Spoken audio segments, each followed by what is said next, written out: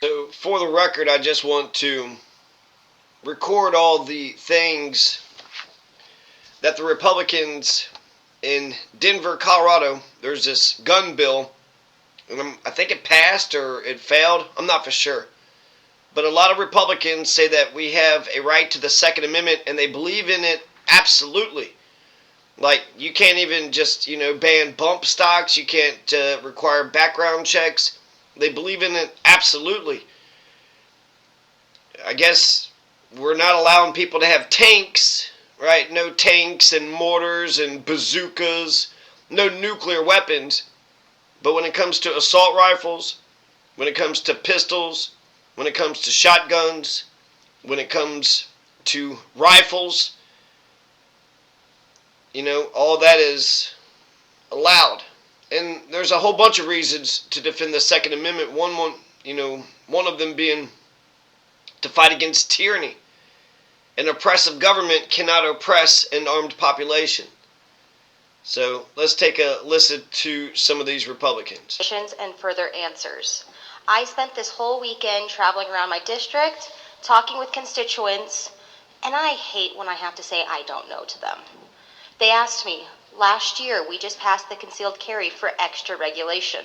Now that doesn't go into effect till June, and you're already rushing more legislation through that's not only going to maybe put that one out of date while sheriffs across the state are trying to implement that, but we're also putting other regulation that we are trying to catch up with. Most of my constituents are law-abiding gun owners. They want to be law-abiding. They want to make sure they're doing things legally per the black and white paper. But when we are doing extra regulation year after year that hasn't had time to even be implemented, it makes it burdensome. It makes it costly. It makes it hard for them to continue being law-abiding citizens. We heard this many times Friday. It's not the law-abiding citizens we have to worry about. They're going to jump through the hoops we give them. They're going to pay the excess fees if they can. They're going to do everything they can to get educated to continue to be law-abiding. It's the criminals that don't care. The reason they're criminals is because they're going to break every single law that we send out there.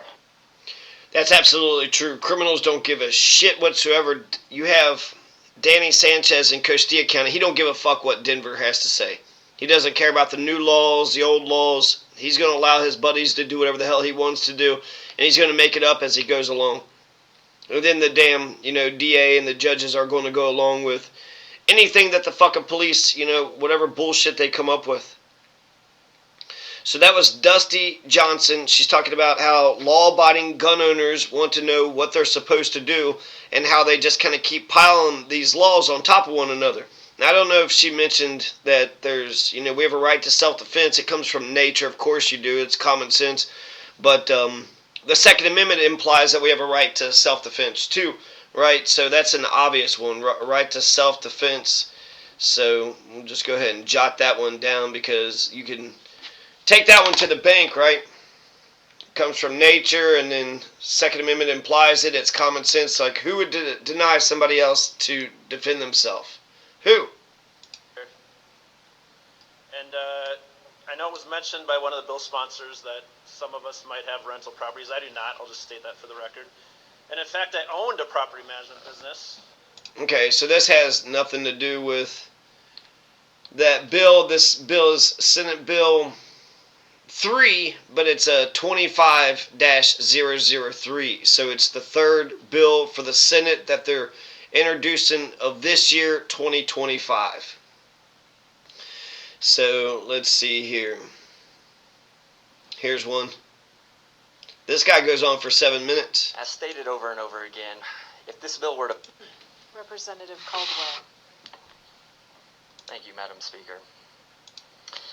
As stated over and over again, if this bill were to pass, this would be one of the most restrictive gun control laws in the nation. It is antithetical to the Western way of life here in Colorado, a state that has millions of residents living outside of major urban areas and rely on firearms as a way of life. The bill sponsors tout that it can be upheld in court, and that the other states like New Jersey, Connecticut, Maryland have passed similar laws. Too often in this body we ask, can we do this? instead of asking the more appropriate question, should we do this? Pro-Second Amendment advocates constantly talk about the slippery slope of gun control. This is what we're talking about. This body has passed dozens of gun laws over the last decade. And each year we come back here and we say that gun violence is a problem and we need to do more. We have magazine capacity limits, universal background checks, safe storage laws, age restrictions, 3-day waiting period, state and federal permitting, a state excise tax, gun show restrictions, among other laws. And before we even stop to measure whether they've had any effect, here we are. Something I've been trying to make sense of this entire time is the firearm safety piece. Gun safety courses are intended to teach proper handling of firearms, not the prevention of committing gun violence. Firearm safety courses and hunting safety courses do not mention gun violence at all. Rather, it teaches you how to responsibly handle your firearm. If this state had a rash of accidental discharges, maybe I could understand why you'd be trying to force people to receive training first. But that's not what the bill's intention is. The intention of the bill is to address gun violence and prevent mass shootings. The people committing these mass shootings are deranged individuals who misuse guns, and it's not because they didn't have enough gun safety training. Based on evidence from the trial of the Aurora Theater shooting, the shooter planned his attack very carefully over a 2 to 3 month period. In essence, he had months of training. So why didn't that stop him? It's because there's no logical correlation between the intentions of a madman and gun safety training. We heard in committee that we need time between purchasing a firearm and possessing it in order to give a speed bump in purchases. We already have a 3-day waiting period. CPW is currently averaging 120 days to complete this safety training course. Imagine how backlogged this course will be when it's mandated to the millions of gun owners in Colorado. In committee, we heard about the increasing lethality of firearms. As I pointed out in testimony during the Judiciary Committee, the AR-15 has been sold to the public since 1964. This is at a time when you can order firearms out of a Sears catalog and have it delivered to your house. No background checks, safety classes, or even identification verification required. So what's changed? I'd argue that the way our society values life, respect for others, and the rule of law. This bill doesn't change that. To the exempted firearms list added by the Senate, the word I, my colleagues, and many witnesses used was arbitrary. That's because many of us have a lot of experience with firearms. And when we look at this list, we see that firearms are functionally no different than the typical AR-15 this bill targets. An example we talked about during the committee hearing is the Springfield Armory M1A standard issue rifle, exempted on page 5. Functionally, this firearm is semi-automatic and accepts a detachable magazine, just like an AR-15. It is also the civilian version of the military-issued version, just like the AR-15 is the civilian version of the military-issued M4. The main difference between the two is the bullet size of the M1A is a .308, which is significantly larger and more lethal than the AR-15's .223 caliber. There's a simple word to describe exempting an M1A but including an AR-15: arbitrary. The public servants who are actually tasked with enforcing safety, such as our sheriffs and chiefs of police, are the ones who showed up in committee to oppose this bill. They've stated unequivocally that this will not do what it is intended to do, nor will it stop horrific mass shootings or gun violence it's aimed at preventing. It will not stop school shootings. It will not stop gang violence. It will not stop those who intend to do harm to the innocent. Our law enforcement officials who testified against Senate Bill 3 understand that making the process for legally purchasing a firearm has no bearing on those committing the crimes. Just as we saw last week in Pueblo, where 3 Pueblo police officers were shot by a 14-time convicted felon out on 3 felony bonds, the criminals do not obtain their firearms legally. Members, you can go back to your districts and tell them you're doing something about gun violence. You can point to the recent bill we passed that increases the penalties for firearm theft. This was great bipartisan legislation that passed overwhelmingly in this chamber. Unlike Senate Bill 3, the firearms theft bill specifically targets those committing illegal acts and holds them more accountable. Senate Bill 3 seeks to make it even more difficult for those following the legal process of purchasing a firearm. Why would we honestly think that we would lower gun violence by making it more difficult for the law-abiding citizens to exercise their rights? We are not the ones committing the horrible atrocities or crimes we see in the news, just like the recent police shooting in Pueblo. This is the third iteration of a controversial law in the last 3 years, and arguably worse than the others. It's okay to say you want to do something, but this isn't the bill. Since its introduction in the Senate, it's been amended 35 times. Ask yourselves, are we doing justice to our citizens' rights by passing a bill that was so bad when introduced, we've had to amend it that many times? It's okay to say that we can look again next year. I've received thousands of emails, calls, and messages from not just my House District 20 constituents, but many from your districts and constituents as well, asking me to be a no vote. I cannot and will not cast a vote in favor of a bill that targets the constitutional rights of the law-abiding citizens of my district, while doing nothing to address the criminals who misuse their freedoms to hurt the innocent. On behalf of House District 20 and millions of Coloradans outside of my district, I am a no and ask you to do the same.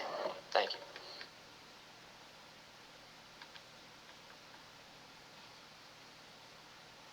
Because of the mental health crisis our kids are facing in the state, bills like this do nothing to my kids, but not because of guns, let me be very clear.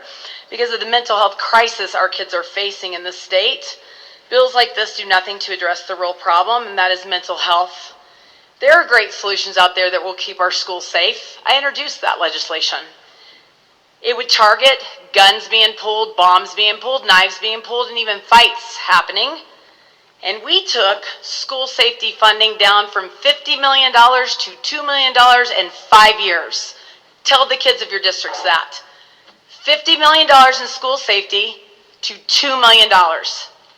Is that how we want to keep kids safe? Because you're not protecting my children by doing that.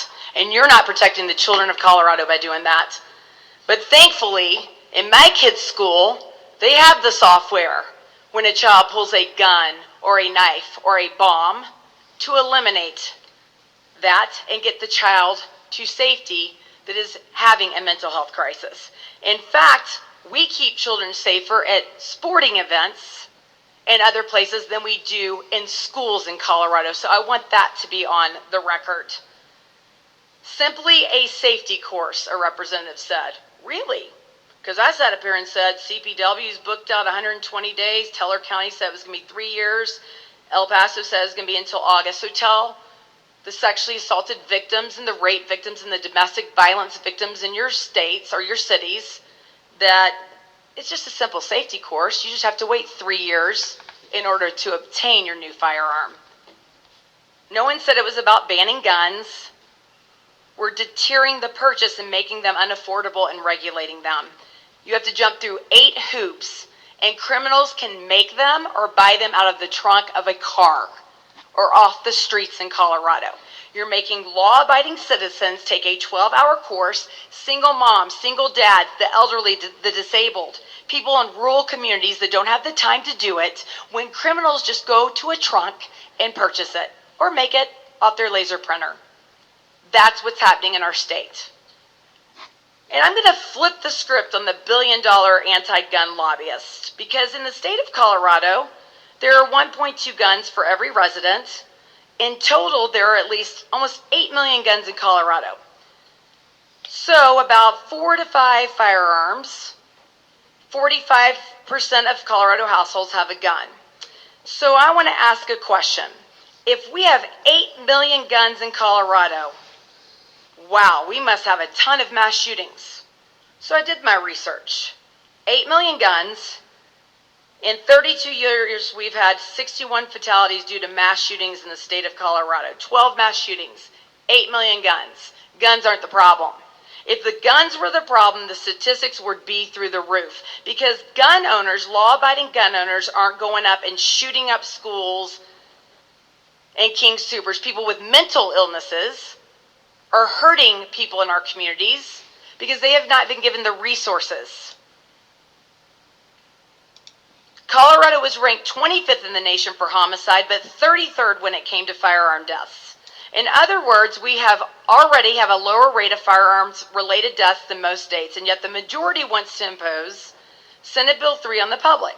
When compared to most states, our suicide rate is over 1.5 times the national average, yet most suicides do not involve any of the guns that Senate Bill 3 would ban or make harder to get. Perhaps more to the point, the rate of death from mass shootings in Colorado is 1/7 the national average, according to the Colorado Department of Health and Environment. 1/7 the national average. Colorado's gun problem is largely a crime problem. Were guns the issue some people imagine them to be, why, with nearly 8 million guns in the state, are there not more deaths? The answer is that guns are frequently used to save lives, but that's not what the Lobby Corps would have you believe. Various studies show that the use of firearms saves tens of thousands of Americans' lives every year. A 1994 survey by the Centers for Disease Control found that citizens protected themselves with a firearm nearly 1.5 million times a year, and some would say that goes up to about 3 million times. A later survey by the CDC, Behavior Risk Factor Surveillance System Surveys, found that the total weighted cases of defensive gun use in 1996 was 5.336 million. 1997, it was 5.836 million. And in 1998, it was 5.87 million. The FBI documented 180 instances where armed civilians stopped a mass shooting in progress between 2014 and 2023. According to their database, only one innocent bystander was hurt during those episodes, while an untold number of lives were saved.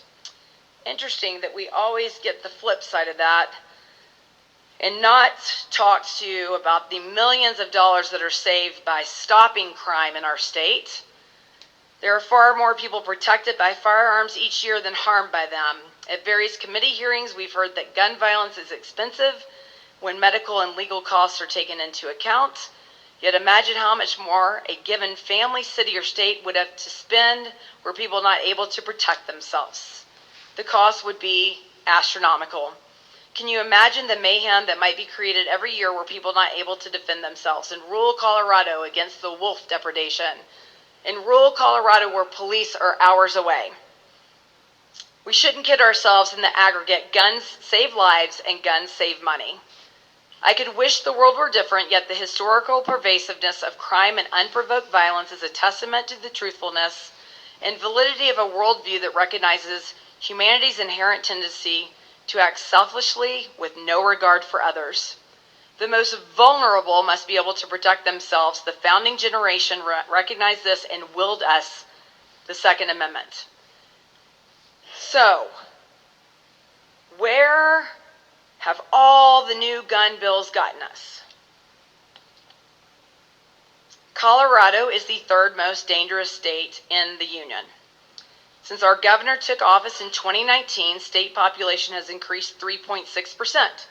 During that same time, murder has increased 13%, overall violent crime has gone up 21.4%, and motor vehicle theft has gone up 33%.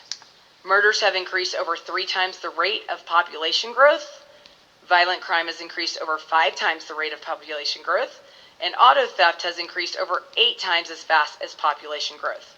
According to the Council of State Governments Justice Center, the crime rate in Colorado is 27% higher than the national average. As the recent shooting in Pueblo by a convicted felon so amply illustrates, criminals don't care about gun laws, and soft on crime policy is not working, and neither is targeting law-abiding gun owners. We don't need the state to regulate our training. If we did, you'd have 8 million gun owners or people that have 8 million guns out there shooting up everywhere. Gun owners train themselves. We heard the representative from Thornton saying in Kentucky she was taught how to be trained on a gun.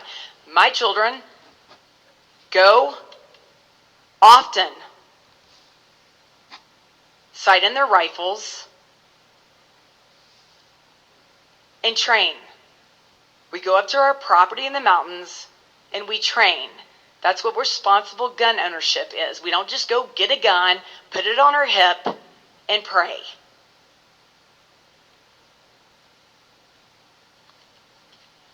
And another thing, I don't think the people, the legislators of Colorado, get to tell me what gun I should own. When you think an AR means an assault rifle, that's a telltale sign that you probably don't own or know a lot about gun ownership.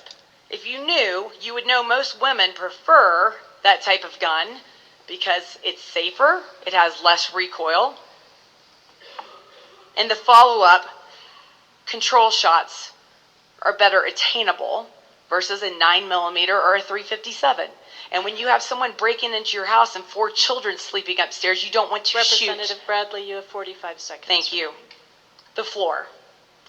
I will finish with, this bill targets the disability community, the elderly, low-income people. It is a poll tax, a literacy test, a licensing scheme. It is a pay for your right to protect yourself and your family. It will do nothing to target criminals, but instead targets law-abiding citizens. And it will do nothing to curb violence in the state and is completely unconstitutional. I urge a no vote on this bill. Thank you.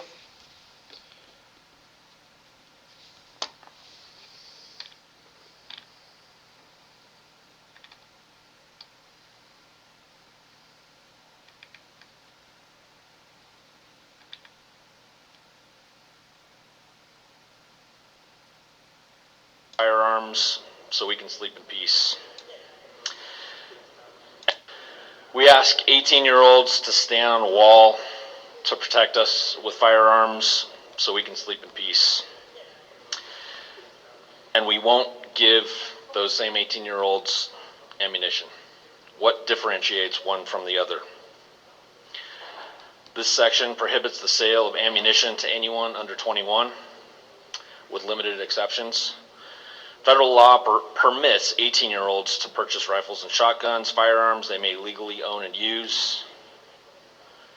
We have a gap between possession and utility that could leave vulnerable individuals defenseless. Safety is the goal, yes, but we must ask, does this restriction inadvertently undermine the security of those who need it most? I fear it does. We ask 18-year-olds to stand on a wall to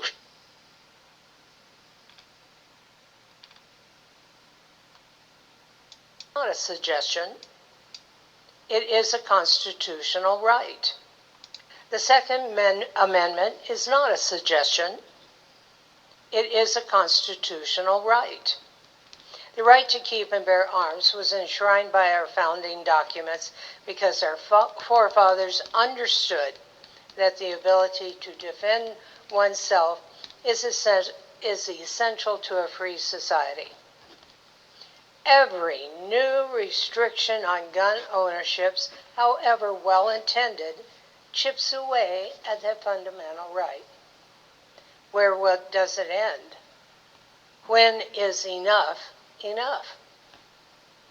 If we truly are serious about reducing gun violence, we would be addressing the root causes. Mental illness, substance abuse, repeat offenders who continue to cycle through our criminal justice system. Instead, this bill penalizes good people while ignoring real issues. We need to focus on enforcing the laws we already have. We need to focus on criminal being accountable and ensure that violent offenders are kept off the streets. We need to support our law enforcement instead of tying their hands with misguided policies. And we need to protect the rights of responsible citizens rather than assume they are a problem. We already have background checks. We already have waiting periods. And we already have laws that prevent dangerous individuals from legally acquiring firearms. SB 25003 is yet another example of government overreach that does nothing to address the real problems facing our communities.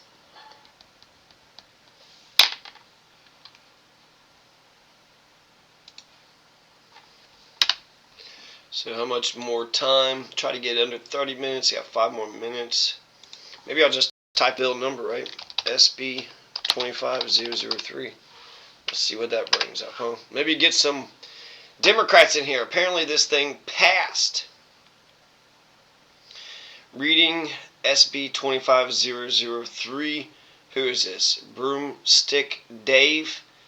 I don't know if I want to read Broomstick Dave's thing. Representative Hurd, 93. Not getting too many hits with that. Maybe SB, maybe comma, and is there too many zeros? Here we go. I loved you for so long, it's not me, it's you. It's a direct attack on gun owners. Grok's take on SB 25003 and machine gun purchase. Trying to find some quotes here. Here we go. Using a detachable high-capacity magazine as a parent, and it is important to the people in my district that anyone using a detachable high-capacity magazine has had safety training. I think that we have, as a parent, and it is important to the people in my district that anyone using a detachable high-capacity magazine has had safety training. I think that we have, as a parent, and it Strong opposition to Senate Bill 2503-00. Thank you, Madam Speaker. Colleagues, I rise today in strong opposition to Senate Bill 2503-003, a bill that is not just an overreach but an outright assault on the rights of law-abiding Coloradans. This is not a bill designed to make our communities safer. It is not a bill rooted in data-driven policy. It is a bill that punishes responsible gun owners while doing absolutely nothing to curb crime. I represent House District 19, which includes Erie, Dacono, Frederick, Firestone, parts of East Longmont, and unincorporated areas of Weld and Boulder counties. Communities where personal responsibility, self-reliance, and the protection of our God-given freedoms are not just political talking points, but core values. And yet those values are being trampled by this legislation.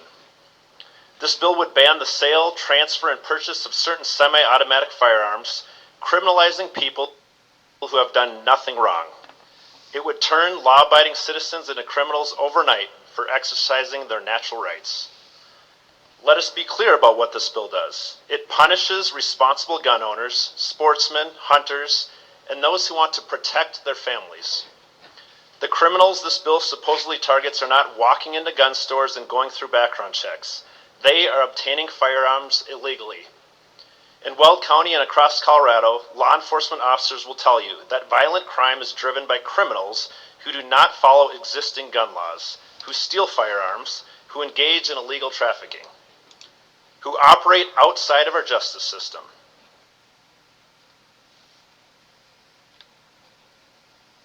Refer back to seconds. And the reason that we are asking this, you've heard several of our members have come up here and talked about the size, the scope, the change, and everything else on this bill. It is almost tripled in size since it was originally introduced, going through both chambers, numerous committees. The current fiscal note is 10 pages. There's been about 35 amendments. So we're looking at a total of 34 pages, including the fiscal note, countless changes that are in there. We just held the town hall on Saturday, and people were asking a lot of questions. That was probably the single most requested topic for discussions. They all had to submit questions in advance, and there was question after question on what is the impact of 03? What will this do to my business? What will this do to my ability to buy guns? What will this do to my ability to hunt? And the list went on and on. And we talked about all the changes that it went through. We talked about everything that was discussed. And I would like to thank the sponsors. As they pointed out, there's a very specific process, and we do have a very specific process. That process, when we go through the various chambers and the committees, is that we add the amendments. I would submit to you that with the addition of 35 amendments and numerous committees and discussions, the original discussion no longer applies. We need to go back, now that we've got a final bill and a somewhat final fiscal note, and have that discussion on this final product.